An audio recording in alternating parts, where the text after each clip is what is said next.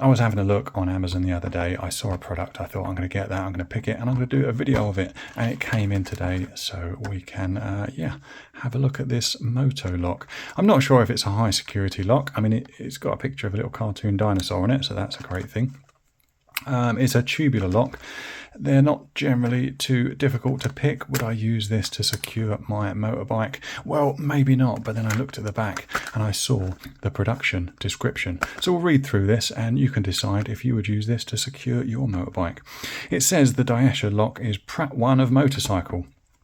I mean, we're off to a good start. It is made of a new design, all steel, and it's got the following 5 functions. First function, 2 against theft. I mean, that's great for a lock. Second function, 2 against lift. I mean, I'm not sure if it will stop someone lifting it. It's not very heavy. Let's look at the next one. 2 against wind. I'm not sure what type of wind it's going to prevent attacks against. It says 2 against rain, so I guess it must have some sort of nanotechnological coating on it that's going to disperse the rain. And the 5th function is 2 against sand. Maybe we'll dip it in a sand pit and see if that stops us picking it. It does say that the product is a new kind of Daesha lock, which is a refined aesthetic and it's easy to carry. Well, I mean, it's easy to carry, yeah. Let's open it up and see what it takes to get it picked. The way this lock is designed to work, if we put the key in the keyway and give it a turn, you can see that the core springs out and we've got this little pin here. And I think that's designed to fit around a brake disc rotor like this. This isn't from a motorbike, it's from my mountain bike. I think usually they'd go on the outside, something like that, but there's not enough clearance in this particular lock to clip it onto the outside ring. But yeah, we do have enough to put it into the middle. So it's it like that. And then of course, if you tried pedaling away or riding away on your bike, that lock is going to hold it still, stop it getting stolen. At least that is the theory. I'm not saying that this particular lock will do that. Now, the reason I bought this is because on the listing, I could see a photo of the keyway. I noticed that it didn't have a tensioning notch in it. So normally when you pick a tubular lock, the keyway looks something more like that. Now you can see in the middle there's a notch on that central post. And we would use a tubular lock tensioner, something like that. That sits in that notch, locks into it. We can apply tension and pick those pins. Now, of course, when we don't have that notch, the tubular tensioner doesn't have anything to grip onto. So we need to find a different method than the traditional ones to tension this particular lock. I think what I'll do is I'm going to get it into a vise so you've got a better look of it, get a better view of it, and then see if we can't pick it open.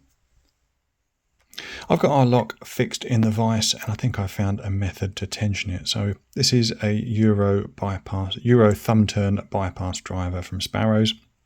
It's just a little kind of curved tool. And in there, I'll zoom you in just a minute, there's a little area I can use to tension it. Let's zoom you in. Hopefully you can see just around there. If I put the tool in and apply a bit of force down towards the bottom left, I should be able to tension that section while I pick the pins. So let's lock the focus. So and we'll get to picking. I've got the Covert Instruments tubular lock pick. I find this really good for picking tubular pins because of the flat edge. It sits nicely on those pins. So I'm applying quite a reasonable amount of force and just feeling for any binding pins. And when I feel them, giving them a little push. Just felt a little bit of movement there, so I don't think we're far off getting this lock picked.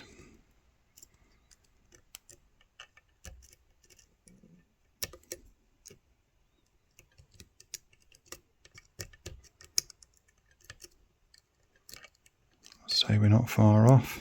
Let's put a little bit more tension on, so a little bit more force. There we go. I think it was just that pin there. So we've gone around to the first position on a tubular lock. But with tubular locks, you can see it's still not open. When it's open, the core will spring out. yeah, with tubular locks, you've got to pick them a few different positions. So hopefully I can lock that back in. And then we go around and fill the pins again.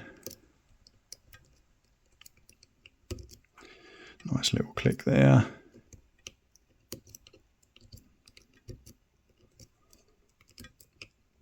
Little bit of movement on the core, so I think maybe there's only one more pin. There we go, that one there, and we got this lock open.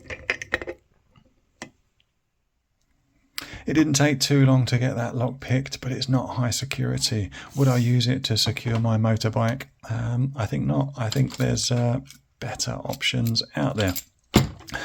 But it was fun to pick. Maybe we will put it to the test for its other claims. I mean, should we drop it in a sandpit and see if it works? Should we apply some wind? Well, it seemed impervious to wind. Yeah, we could have fun. We could make a whole video series, yeah, seeing how it stands up to all of these claims. Anyway, thanks for watching, and don't forget to like, comment and subscribe, and I'll see you on the next video. Just a quick follow-up. I finished recording the video and I took the lock and I chucked it up on my bench, and then I went and recorded some more YouTube videos, and then I suddenly looked up and I noticed that there was a couple of pins on my desk, and when I looked into the lock I noticed that one of the chambers was empty, so the pins have just fallen out and I've lost a spring, and then I couldn't unpick it, and I put the key in, and then the key got stuck in there and I can't get that out. And I was giving it a gentle wiggle and the whole core just kind of fell out. So yeah, it may be a Pratt one of a motorcycle, it may be a refined aesthetic and easy to carry, but it's also a piece of shit. Don't buy it.